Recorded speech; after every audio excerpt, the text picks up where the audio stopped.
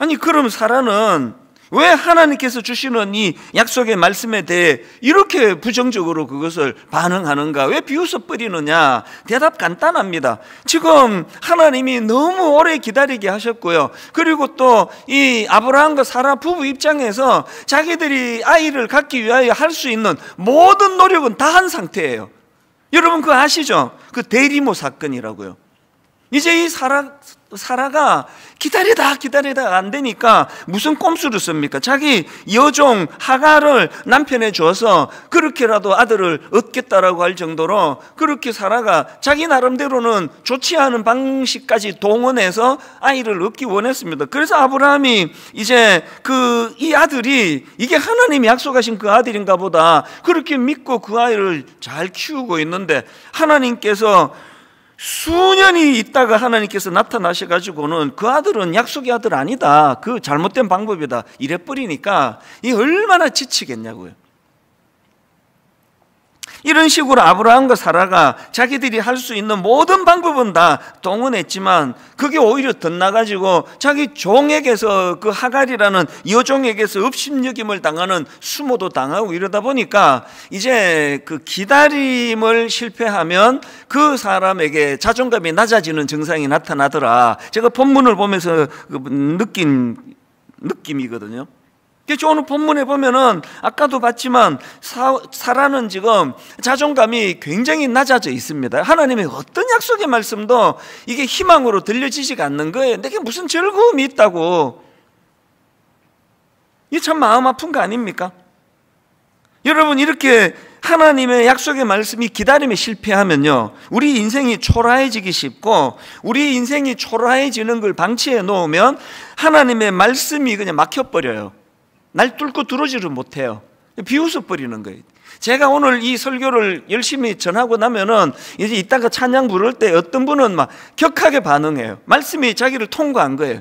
그래서 막 손을 들고 찬양하고 눈물을 흘리며 찬양하고 예배 끝나면 화장실에 가서 막 눈물을 흘리고 이런 반응을 보이는가 하면 또 어떤 분들의 반응은 너무 잘 알아요. 그 말씀이 들어가질 않아요. 튕겨져 나오는 거예요. 아이고 또 저 목사는 또 뭐 뻔한 소리 하고 앉았네. 서서 하고 있거든요. 제가 말씀이 터치가 안 돼요. 비웃어버리는 거예요. 뭐 교회 가면 맨날 저런 소리 하는 것이 뭐. 이런 상황을 쭉 이제 사라를 보면서 제가 참 마음 아프게 생각하는데요. 그런데 여러분 성경에 보면은 이런 부정적인 사라와 전혀 다른 너무나 이 하나님의 기다림이 더디 오는 것에 대하여서도 거기서 희망을 찾는 사람을 저는 알고 있는데요. 신약에 나오는 시므온이라는 할아버지입니다. 저는 12월이 되고 크리스마스가 가까워오면 이 시므온 생각이 자주 납니다. 자, 누가복음 2장에 이 시므온에 대한 내용이 나옵니다. 25절부터 보십시오. 예루살렘에 시므온이라는 사람이 있으니 이 사람은 의롭고 경건하여 이스라엘의 위로를 기다리는 자라. 성령이 그 위에 계시더라. 그가 왜 이제 메시아 다시 오실 주님을 기다리고 있었나 보니까 26절입니다. 그가 주의 그리스도를 보기 전에는 죽지 아니하리라는 성령의 지시를 받았더니, 이걸 우리식으로 조금 더 의역해서 설명을 하자면 성령님이 뭘 약속했습니까? 네 생애에 메시아를 보게 될 것이다. 이 약속을 받았단 말이에요. 그러니까 지금 본문에 나오는 아브라함의 아내 사라하고 여기 나오는 시므온 할아버지하고 공통점이 있는데 하나님의 그 기다림의 약속을 받은 거예요. 그리고 또 공통점이 뭡니까? 둘 다 응답이 막 너무 늦는 거예요. 그래서 이 사라하고 시므온의 공통점이 둘 다 늙어버렸어요. 겉으로 보기에 굉장히 갖춘 것도 별로 없는 그 초라한 인생이 돼버렸는데요. 여기에서 결정적인 차이가 나타나는 게 뭐냐?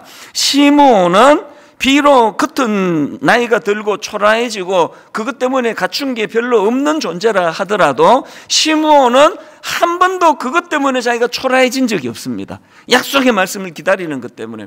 물론 사라도요, 나중에 그 자격을 잃은 자에게도 주시는 하나님의 은혜가 임했기 때문에 나중에는 사라도 응답을 받는 기쁨을 누렸고 시므온도 같이 누렸지만, 제가 발견한 거 과정에서는 차이가 많이 나는 겁니다.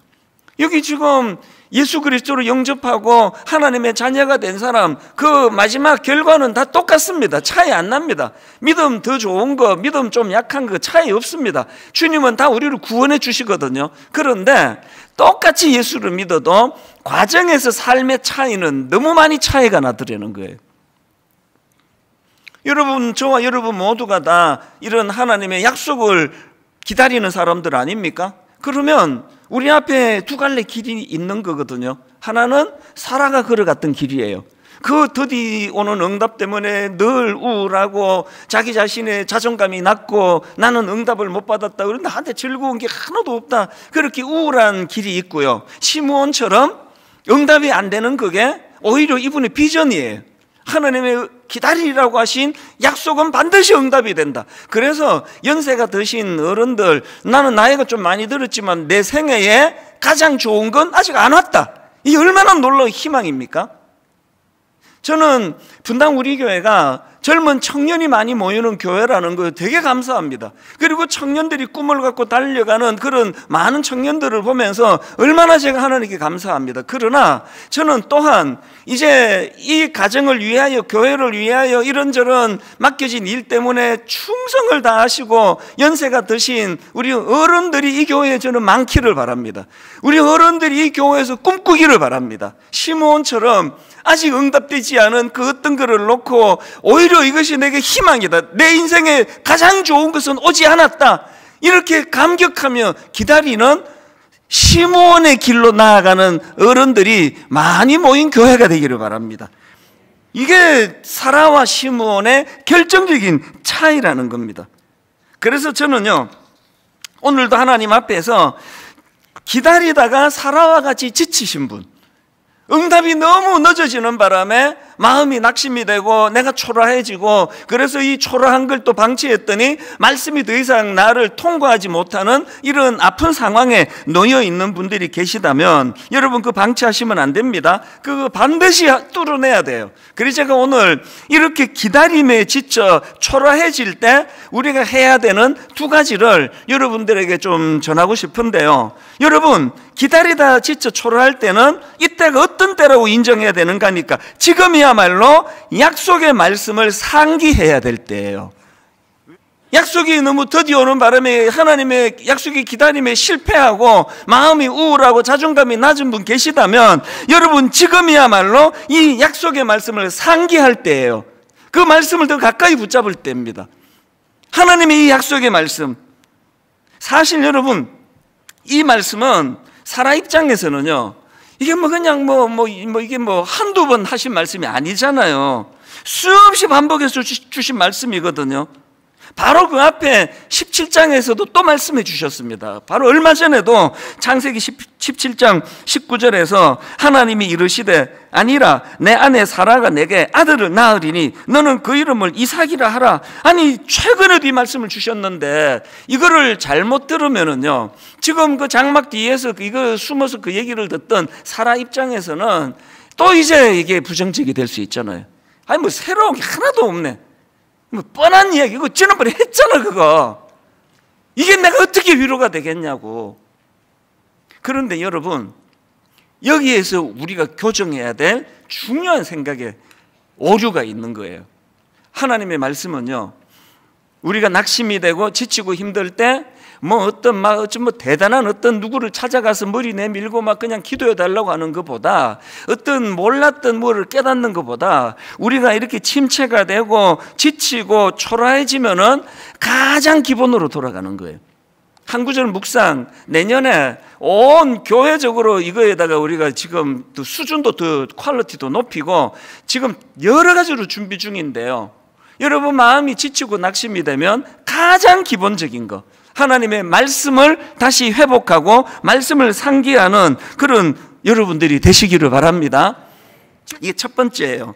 그런가 하면 두 번째로, 여러분, 기다림에 지쳐 초라해질 때는요, 그때는요, 내 상황에 몰두하고 집중할 때가 아니라 하나님의 존재에 집중할 때입니다. 제가 하나님을 좀 더 객관적으로 묘사하고 싶어서 하나님의 존재라는 표현을 썼는데요, 제가 참 흥미로운 걸 본문에서 발견을 했습니다. 자, 본문 12절을 보십시오. 사라가 비웃습니다. 사라가 속으로 비웃고 이르되, 이 사라가 12절에서 비웃습니다. 그리고 사라를 비웃게 만든 하나님의 말씀은 10절에 나와요. 10절에서 하나님께서 다시 한번 내가 아들을 너에게 반드시 내가 주겠다, 허락하겠다, 이 약속의 말씀이 10절에 나와요. 그러면 자 보세요. 원인, 하나님이 사라에게 아들을 주겠다고 약속하신 내용이 10절이고요. 결과, 그것을 사라는 비웃어 버리는 게 12절이에요. 그럼 그 사이에 무슨 말씀이 있었냐는 거예요. 그 사이 11절을 보십시오. 무슨 말씀이 있었냐니까, 아브라함과 사라는 나이가 많아 늙었고 사라에게는 여성의 생리가 끊어졌는지라. 저는 이래서 성경이 참 정직하다 생각을 해요. 지금 하나님에게 불리한 거 다 빼버리고 막 하나님이 오르셨다, 사라가 틀렸다, 이렇게 나가질 않으세요. 11절을 읽고 12절이 사라가 비웃는 걸 보니까 너무 사라가 이해가 되잖아요. 11절은 사라가 처한 객관적인 상황을 묘사해 놓은 겁니다. 아브라함과 사라는 현실적으로 나이가 많아 늙었고 사라는 여성의 생리가 끊어졌다, 애 못 낳는다, 이게 팩트예요. 이게 11절이에요. 그래서 12절에서 사라가 비웃어버리거든요. 근데 한번 잘 들어보세요. 지금 하나님께서 이렇게 10절에서 아들을 주겠다는 이 하나님의 약속을 절대로 너 이거 놓치지 마라, 이거 불신하지 마라, 그렇게 하고 말씀을 주셨더니 11절에서 사라가 왜 그것을 못 받을 수밖에 없는가에 대한 이유가 나오는데요. 그런데 놀라운 게 그것들을 건너가지고 14절 말씀이 나옵니다. 14절에 보면은요, 하나님이 당신의 어떤 부분을 강조하시는가 보십시오. 14절입니다. 지금 모든 상황이 절망적인 사라의 상황에서 하나님이 자기를 이렇게 묘사합니다. 여호와께서 능하지 못한 일이 있겠느냐. 무슨 말씀인지 다시 들어보세요. 여호와께서 능하지 못한 일이 있겠느냐. 기한이 이를 때에 내가 너에게로 돌아오리니 사라에게 아들이 있으리라. 그 11절에서 상황적으로 절대로 이 일이 불가능할 수밖에 없는 상황이 묘사되기 전에 하나님이 약속을 주셨는데, 사라가 이 여러 가지 11절의 상황을 가지고 생리도 끊어지고 여성으로서 아이를 낳을 수 없는 상황이 묘사돼서 비웃고 난 다음에 하나님이 다시 재차 말씀하시는 게 뭐예요? 그 상황을 보지 말고 능력 많으신 하나님을 바라보라는 그 얘기거든요. 14절로 가셔야 돼요. 14절, 여호와께서 능하지 못한 일이 있겠느냐? 한 가지 말씀만 드리고 결론을 맺으려고 하는데요, 이제 창세기 21장에 보면은 결국은 하나님의 말씀대로 사라가 아들을 낳습니다. 그 이름을 이삭이라고 짓는데 이름 뜻이 웃음이에요. 그리고는 창세기 21장 6절, 사라가 이르되 하나님이 나를 웃게 하시니 듣는 자가 다 나와 함께 웃으리로다. 놀랍게도 차하크를 2번이나 반복하는데 다 눈치채셨겠지만 여기에서 차하크는 비웃음이 아니에요. 여기서 차하크는 하나님이 주시는 말씀 앞에, 그 은혜 앞에 가슴 벅찬 감격으로 드리는 차하크예요. 결론을 이렇게 맺습니다. 오늘 설교 제목을 이렇게 잡았는데요, 기어이 비웃는 사라를 웃게 만드시는 하나님이에요. 우울하고 자기는 초라하고 누구든지 자기에게 호의를 갖는 사람들에게는 비웃음으로 대할 수밖에 없는 사라를 기어이 웃게 만드시는 하나님. 이제 저하고 함께 여기 그 21장 6절 읽고 마칠게요. 사라가 이르되 하나님이 나를 웃게 하시니 듣는 자가 다 뭐라고요? 나와 함께 웃으리로다.